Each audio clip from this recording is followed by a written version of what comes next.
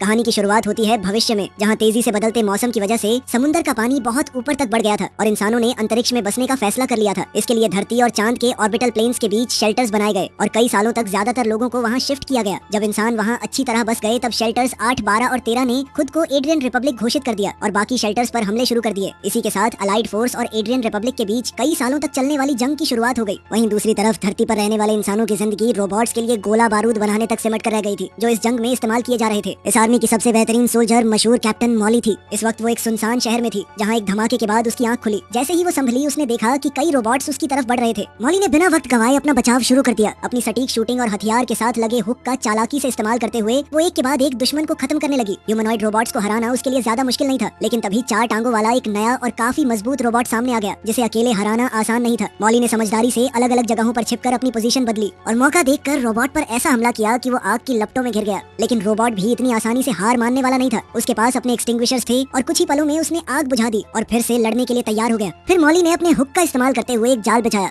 जैसे ही रोबोट उसके करीब आया, उसने वो सारी बीम्स उसके ऊपर गिरा दी, जिससे रोबोट वहीं फंस कर रह गया। उसके बाद मॉली एक गाड़ी के पीछे छिप गई ताकि वो अपना आखिरी शॉट ले सके, लेकिन अगले ही पल उसकी नजर गाड़ी के शीशे से लटक रही एक छोटी सी गुड़िया पर पड़ गई। कुछ पल के लिए उसका ध्यान भटक गया। बस इसी मौके का फायदा उठाते हुए रोबोट ने पहले ही उस पर गोली चला दी। मॉली जोर से पीछे जा गिरी, लेकिन जब उसने अपने टूटे हुए हाथ की तरफ देखा तो वो हैरान रह गई। उसने देखा कि वो तो एक एंड्रॉइड थी और उसे खुद इस बात का पता नहीं था। तभी अचानक एक अलार्म बजने लगा और पूरा शहर उसकी आंखों के सामने गायब होने लगा। आखिरकार सच्चाई सामने आई कि ये असली मॉली नहीं थी। असली मॉली तो कुछ साल पहले ही जंग के दौरान मर चुकी थी।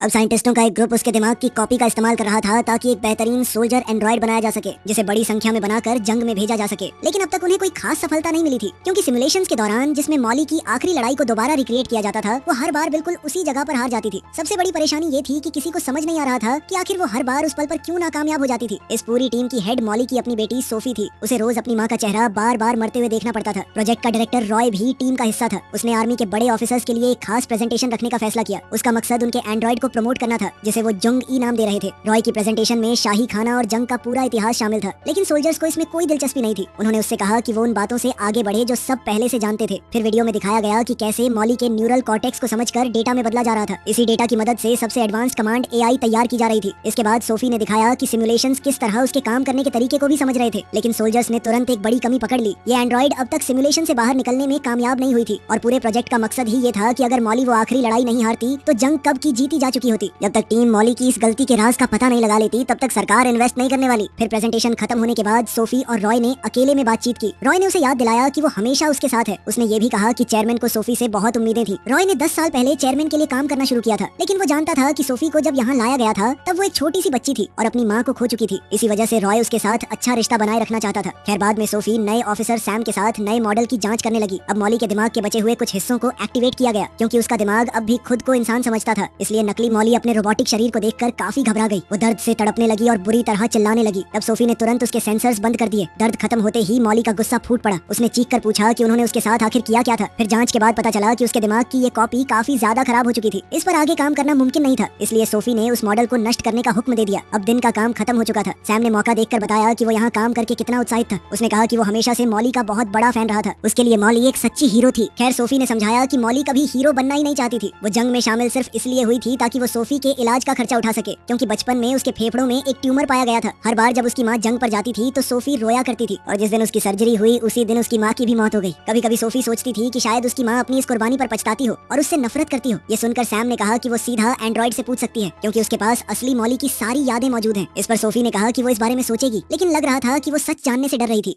उसके बाद सोफी घर जाने के लिए लोकल ट्रेन में बैठ गई। वहाँ उसने एक माँ को अपने बच्चे के साथ देखा और ये देखकर उसे अपनी माँ के साथ बिताया हुआ आखिरी दिन याद आ गया। उस वक्त सोफी अपनी सर्जरी के लिए तैयार हो रही थी और मॉली उससे जंग पर जाने से पहले गुड लक कहने आई थी। मॉली ने वादा किया था कि वो जरूर वापस आएगी। फिर उसने सोफी को जोर से गले लगाया और उसके गाल को सहलाया। फिर जब ट्रेन अपनी मंजिल पर पहुंची तो सोफी अपना सालाना एथिक्स टेस्ट देने गई, जो हर इंसान को यह साबित करने के लिए देना पड़ता था कि वो एंड्रॉइड नहीं है। इस टेस्ट में भावनाओं और इंसानी नैतिकता से जुड़े सवाल पूछे जाते थे। फिर टेस्ट के बाद वो अपने डॉक्टर से मिली, जिन्होंने अफसोस के साथ बताया कि उसके फेफड़ों का ट्यूमर वापस आ गया है और उसके पास सिर्फ 3 महीने बचे हैं, यानी बचपन की सर्जरी और उसकी माँ की कुर्बानी दोनों बेकार चली गई थी। डॉक्टर ने बताया कि सबसे बेहतर रास्ता ये होगा कि तुरंत उसके दिमाग की कॉपी बनाकर उसे एक प्रोस्थेटिक शरीर में ट्रांसफर कर दिया जाए, क्योंकि आजकल कानून ऐसे लोगों की हिफाजत करता है। लेकिन ये सुरक्षा सिर्फ टाइप ए ट्रांसफर वालों को मिलती थी, जो बहुत महंगा था। टाइप बी भी था जो सस्ता था, लेकिन उसमें लोग अपने कई अधिकार खो देते थे, जैसे शादी करने का हक, आजादी से सफर करने का हक और बच्चा गोद लेने का हक। साथ ही उन्हें अपने दिमाग का पूरा डेटा भी इस्तेमाल करने के लिए देना पड़ता था। और फिर टाइप सी था, जिसमें इंसान को इंसान माना ही नहीं जाता था। इस ऑप्शन में दिमाग के डेटा का पूरा हक छोड़ना पड़ता था, जिससे कुछ कंपनीज उस डेटा की मालिक बन जाती थी। इसका मतलब था कि कंपनी उससे हजारों क्लोन्स बना सकती थी और जो इंसान ये ऑप्शन चुनता वो अब एक अलग व्यक्ति नहीं रहता, लेकिन कम से कम उसे प्रोस्थेटिक शरीर मुफ्त में मिल जाता था। टाइप सी वही ऑप्शन था जो मॉली ने अपनी बेटी की सर्जरी के पैसे जमा करने के लिए चुना था। अब सोफी ने डॉक्टर से कहा कि वो इस बारे में सोचेगी और फिर वहाँ से निकल गई। वो डॉक्टर को रिचार्ज करने के लिए छोड़ गई क्योंकि वो खुद भी एक एंड्रॉइड था। फिर बिल्डिंग से बाहर निकलते वक्त सोफी को वो दिन याद आया जब कंपनी के बड़े अधिकारी उसके घर आए थे और उसकी दादी से एक अग्रीमेंट पर साइन करने को कहा था। उस अग्रीमेंट के तहत कंपनी मॉली के दिमाग को एंड्रॉइड्स में इस्तेमाल कर सकती थी और बदले में वो सोफी की परवरिश का पूरा खर्चा उठाते। उन्होंने सोफी को मॉली का एक खिलौना भी दिया था और वादा किया कि उसकी माँ हमेशा एक हीरो के रूप में याद रखी जाएगी। लेकिन आज तक सोफी को समझ नहीं आया कि उसकी माँ का ये फैसला सही था या नहीं। खैर, दिन के आखिर में सोफी अपनी माँ के असली शरीर से मिलने गई जो अब भी कोमा में था और एक खास चेंबर में रखा गया था ताकि उसका दिमाग खराब न हो। फिर अगले दिन सोफी की टीम ने दिमाग की एक नई कॉपी तैयार की और उसे एक नए सिमुलेशन में टेस्ट करने की तैयारी शुरू कर दी। लेकिन इस बार रॉय कुछ अलग करना चाहता था ताकि कोई नया रिजल्ट मिल सके। उसने सिमुलेशन शुरू होने से पहले एंड्रॉइड की टांग में गोली मारने का हुक्म दिया। जब मॉली सिमुलेशन में जागी तो उसके पैर की चोट से उसे भयानक दर्द हुआ और अपनी माँ को इतनी तकलीफ में देखकर सोफी भी परेशान हो गई। खैर, मॉली ने दर्द के बावजूद लड़ने की कोशिश की लेकिन दुश्मन ने उसे आसानी से दबा दिया और धीरे धीरे उसकी लड़ने की इच्छा कम होने लगी। लेकिन जैसे ही दुश्मन उसे मारने वाला था उसके दिमाग का एक नया हिस्सा अचानक एक्टिवेट हो गया। मॉली फिर से खड़ी हो गई और उसने लड़ना जारी रखा। इस बार उसने सिर्फ अपनी पंचेस से रोबोट को हरा दिया, लेकिन कुछ ही देर बाद एक दूसरे दुश्मन ने उसे गोली मार दी। अफसोस की बात थी कि उन्होंने ये नया ब्रेन भी खो दिया, लेकिन रॉय इस नई खोज से बहुत उत्साहित था और उसे कंपनी के बड़े अधिकारियों को दिखाने के लिए तैयार था। फिर अगले दिन पूरी टीम लैब से निकली और कंपनी के हेडक्वार्टर्स पहुंची, लेकिन चेयरमैन वहां मौजूद नहीं था। उसकी जगह उनकी मुलाकात प्रोडक्ट डेवलपमेंट टीम की हेड से हुई। वो रॉय की बातों पर हंसते हुए उसे बिल्कुल भी सीरियस नहीं ले रही थी। रॉय तो बस यही सोचने में लगा हुआ था कि प्रोडक्ट डेवलपमेंट टीम की जरूरत क्या है, क्योंकि पहले कंपनी में ऐसा कोई डिपार्टमेंट नहीं था। कंपनी हमेशा से सिर्फ हथियार बनाती आई थी, इसलिए उसे डर था कि कहीं हथियारों की डेवलपमेंट को कम न कर दिया जाए। लेकिन उसकी बातों पर किसी ने ध्यान नहीं दिया और पूरी टीम को बिना किसी जवाब के वापस भेज दिया गया।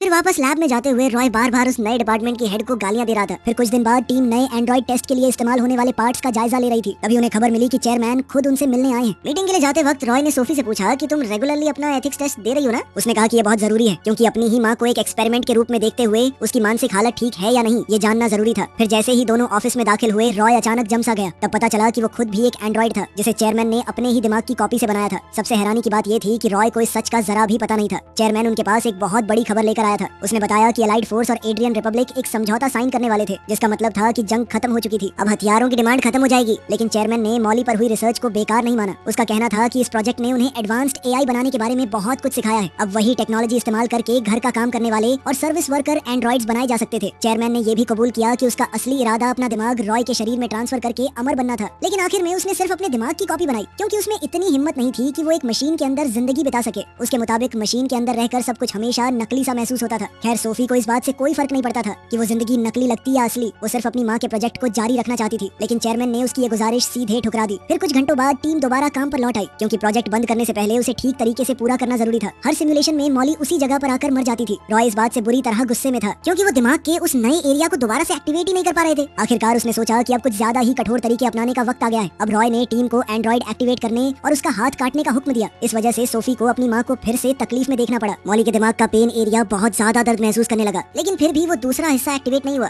निराश होकर रॉय ने एंड्रॉइड की टांगों पर गोली चलाने की कोशिश की ताकि उसकी चोट पिछले टेस्ट वाली चोट जैसी हो जाए। आखिरकार सोफी का सब्र टूट गया और उसने सिस्टम बंद कर दिया ताकि मॉली की तकलीफ खत्म हो सके। ये देखकर रॉय गुस्से से पागल हो गया और उसने बंदूक निकालकर सोफी को धमकी दी। लेकिन सोफी डरने वालों में से नहीं थी। वो अपनी जगह पर डट कर खड़ी रही। इससे पहले कि रॉय कुछ कर पाता, एक लेडी ने वहाँ आकर बताया कि चेयरमैन आपसे मिलना चाहते हैं। रॉय बिना कुछ कहे वहाँ से चला गया। उसके जाने के बाद सोफी ने पूरी टीम का उनकी मेहनत के लिए शुक्रिया अदा किया। अब प्रोजेक्ट को हमेशा के लिए बंद करने का वक्त आ चुका था, लेकिन उसने सबसे ये जरूर कहा कि प्रोजेक्ट से जुड़ा सारा डेटा इकट्ठा करके उसे भेज दिया जाए।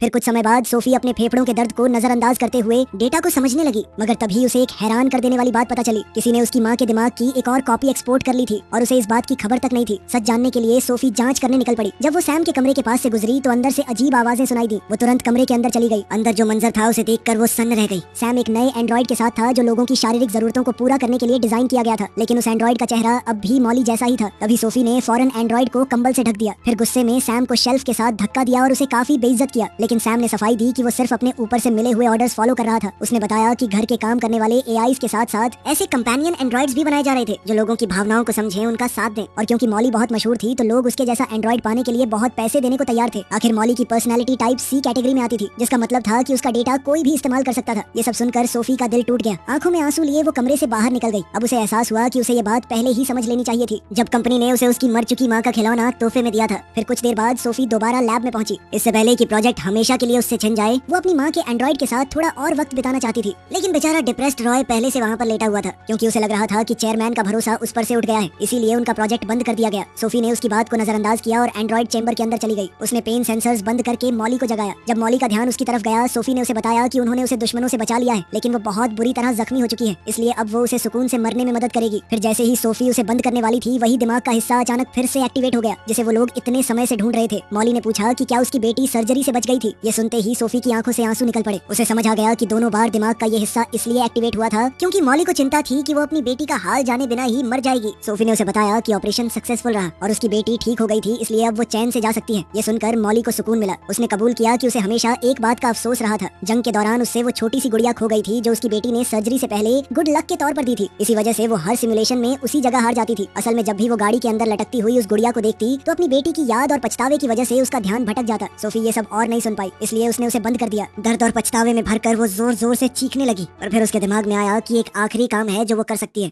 फिर अगले दिन सोफी ने प्रोजेक्ट बंद होने से पहले एक आखिरी सिमुलेशन की इजाजत मांगी। उसने टीम के बाकी मेंबर्स से कहा कि मैं पूरी तैयारी अकेले करना चाहती हूँ। फिर सबके जाने के बाद सोफी ने मॉली के दिमाग के उस अनजान हिस्से को डिलीट कर दिया। उसके बाद उसने मॉली के पास झुककर उसके कान में धीरे से बताया कि अगर ये आखिरी सिमुलेशन भी नाकामयाब हो गया तो उसके साथ आगे कितनी बुरी चीजें होने वाली हैं। आखिरी सिमुलेशन में भी मॉली हमेशा की तरह लड़ी और फिर से उसी जगह पर पहुंचकर मर गई। तब सैम ने कुछ अजीब रीडिंग्स देखी। डेटा दिखा रहा था कि इस बार दिमाग का रिस्पॉन्स पहले से कमजोर था, लेकिन रॉय को इस बात की कोई परवाह नहीं थी, क्योंकि उसके हिसाब से प्रोजेक्ट तो वैसे भी खत्म हो चुका था। फिर बाकी लोग एंड्रॉइड को वहाँ से ले गए और रॉय भी अपने कमरे की तरफ बढ़ने लगा, लेकिन रास्ते में अचानक उसे एहसास हुआ कि उसने भी डेटा में कुछ अजीब देखा था। वो तुरंत लैब की तरफ दौड़ा और वीडियो रिकॉर्डिंग को स्लो मोशन में दोबारा चलाने को कहा। इससे उसे पता चला कि मॉली को असल में गोली लगी ही नहीं थी, उसने तो सिर्फ गोली लगने का नाटक किया था और हमेशा की तरह उसी जगह पर गिर गई थी। ये देखते ही रॉय ने इमरजेंसी अलार्म चालू कर दिया। अलार्म बजते ही मॉली ने उसे ले जा रहे एम्प्लॉइज को बेहोश कर दिया। जब सब लोग इमरजेंसी की तैयारी कर रहे थे तो सोफी दौड़कर लैब में पहुंची और प्रोजेक्ट का सारा असली डेटा डिलीट कर दिया। मॉली भागने का रास्ता ढूंढने लगी और इसी दौरान वो एक ऐसे कमरे में पहुंच गई जो उसके जैसे दिखने वाले दर्जनों रोबोट से भरा हुआ था।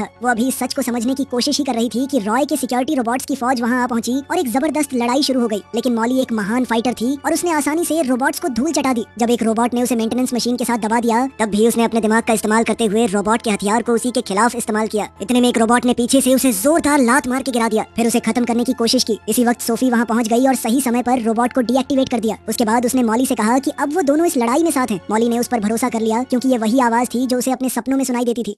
कुछ ही देर बाद सिक्योरिटी रोबोट्स की एक और टीम वहां पहुंच गई। उन्होंने एक दूसरे एंड्रॉइड को सोफी को ले जाने दिया और खुद मॉली पर फायरिंग शुरू कर दी। लेकिन जब उन्होंने उसकी बॉडी चेक की तो वो देखकर हैरान रह गए कि मॉली का शरीर खाली था। फिर सिक्योरिटी कैमरास देखने पर पता चला कि सोफी ने अपनी माँ के दिमाग की कॉपी को असली बॉडी से निकालकर एक सिक्योरिटी एंड्रॉइड के अंदर ट्रांसफर कर दिया था, ताकि वो बिना किसी शक के वहां से निकल सके। और सिक्योरिटी को धोखा देने के लिए उसने अपनी माँ वाले चेहरे की खाली बॉडी वहीं छोड़ दी थी। अब सोफी मॉली को लेकर ट्रेन में चढ़ गई, लेकिन अंदर जाकर उसे पता चला कि ट्रेन उतनी खाली नहीं थी जितना उसने सोचा था। असल में रॉय पहले से ही वहाँ उनका इंतजार कर रहा था। जैसे ही ट्रेन चलने लगी, रॉय ने सोफी पर इल्जाम लगाया कि चेयरमैन ने उसके लिए इतना कुछ किया, फिर भी वो एहसान फरामोश निकली। उसने मॉली से भी कहा कि वो अपनी बेटी से दूर हो जाए। ये सुनकर मॉली हैरान रह गई, क्योंकि उसे तब पता चला कि सोफी ही उसकी छोटी सी बेटी है। लेकिन सोफी ने बीच में बोलते हुए समझाया कि उसने अपनी माँ की यादों से अपने बारे में सारा डेटा मिटा दिया है। वो चाहती थी कि मॉली एक नई जिंदगी शुरू करे बिना किसी और कुर्बानी और दर्द के। लेकिन तभी प्रोजेक्ट बर्बाद करने का बदला लेने के लिए रॉय ने सोफी के कंधे पर गोली चला दी। ये देखते ही मॉली ने उस पर हमला कर दिया और उसी की बंदूक से उसे गोली मार दी। लेकिन रॉय फिर भी उठ खड़ा हुआ। इस दौरान उसकी नजर शीशे में दिख रही अपनी रिफ्लेक्शन पर पड़ी। गोली से हुआ नुकसान उसकी असली पहचान सामने ले आया था। अब उसे पता चल गया कि वो भी एक एंड्रॉइड था। तभी सोफी ने उसे चेयरमैन का छोटा खिलौना कहा और ये बात सुनते ही रॉय के सिर पर खून सवार हो गया। अब वो अपने एंड्रॉइड शरीर की पूरी ताकत इस्तेमाल कर सकता था। उसने मॉली पर हमला कर दिया और दोनों के बीच जबरदस्त लड़ाई शुरू हो गई। लड़ाई इतनी भयानक थी कि दोनों एक दूसरे को ट्रेन के कैबिन में इधर उधर फेंकने लगे और पूरी ट्रेन पटरियों पर जोर जोर से हिलने लगी। कुछ ही देर में रॉय ने मॉली को खिड़की से बाहर धक्का दे दिया, लेकिन मॉली ने जानबूझकर अपनी पकड़ छोड़ दी और ट्रेन के बाहर से घूमकर दूसरी खिड़की से वापस अंदर आ गई। इसी दौरान एक दूसरी ट्रेन पर और सिक्योरिटी रोबोट्स पहुंच गए। उन्होंने दोनों ट्रेन के डिब्बों को एक साथ जोड़ दिया और वो भी मॉली का मुकाबला करने पहुंच गए। लेकिन मॉली ने अपने सटीक निशानों और तेज हमलों से सबको आसानी से हरा दिया। रॉय ने इस मौके का फायदा उठाया और एक हुक की मदद से मॉली को पकड़ लिया। जब सोफी ने अपनी माँ को मुश्किल में देखा तो वो रोबोट को रोकने की कोशिश करने लगी, लेकिन रोबोट ने उसे धक्का देकर दूर कर दिया। अपनी बेटी को खतरे में देखकर मॉली और भी ज्यादा खतरनाक हो गई थी। उसने बचे हुए सारे रोबोट्स को तबाह कर दिया और रॉय को लात मारकर ट्रेन से बाहर गिरा दिया। लेकिन रॉय एक रोबोट के हुक का इस्तेमाल करते हुए वापस ट्रेन में आ गया। अब दोनों की लड़ाई फिर से शुरू हो गई, मगर इसी बीच ट्रेन शहर के पास पहुंच गई। ये साफ था कि दोनों डब्बे ज्यादा देर तक आसमान में झूल नहीं पाएंगे। तभी सोफी को रोबोट्स के गिराए हुए हथियारों में से एक मिल गया। उसने एक हुक चलाया जिसे मॉली ने पकड़ लिया। इस तरह उसने अपनी माँ को पहले डिब्बे में वापस खींच लिया। दूसरा डिब्बा नीचे गिर गया और रॉय उसके साथ ही चला गया। आखिरकार ट्रेन पहाड़ी इलाके में पहुंचकर रुक गई। अब मॉली अपनी बेटी के गोली वाले जख्म का इलाज करना चाहती थी, लेकिन दोनों को पुलिस के करीब आने की आवाज सुनाई देने लगी। तब सोफी ने शांत आवाज में कहा कि वैसे भी उसके पास अब ज्यादा वक्त नहीं बचा है। सोफी चाहती थी कि मॉली वहाँ से भाग जाए और एक नई जिंदगी शुरू करे, जहाँ वो पहली बार अपनी बेटी की चिंता करने के बजाय खुद के लिए जी सके। कुछ देर सोचने के बाद मॉली ने उसकी बात मान ली, लेकिन जाने से पहले उसने अपनी बेटी को गले से लगा लिया। फिर उसने उसके गाल पर प्यार से सहलाया, बिल्कुल वैसे ही जैसे बचपन में किया करती थी। अपनी माँ को जाता देख सोफी ने मन ही मन उन्हें अलविदा कहा। उसके बाद सोफी ने अकेले ही अपनी आखिरी सांस ली, लेकिन इस सुकून के साथ कि उसके दिल के सारे अधूरे सवालों को आखिर जवाब मिल गया था। दूसरी तरफ मॉली पहाड़ों के बीच दौड़ती चली गई। वो हर उस इंसान से दूर जा रही थी जो दोबारा उसका इस्तेमाल करना चाहता था। अब आखिरकार उसके पास वो चीज थी जो उसे जिंदगी भर कभी नहीं मिली थी, अपनी मर्जी से जीने की आजादी। वीडियो पसंद आई तो लाइक कर देना, चैनल को सब्सक्राइब कर लेना। मिलते हैं अगली वीडियो में।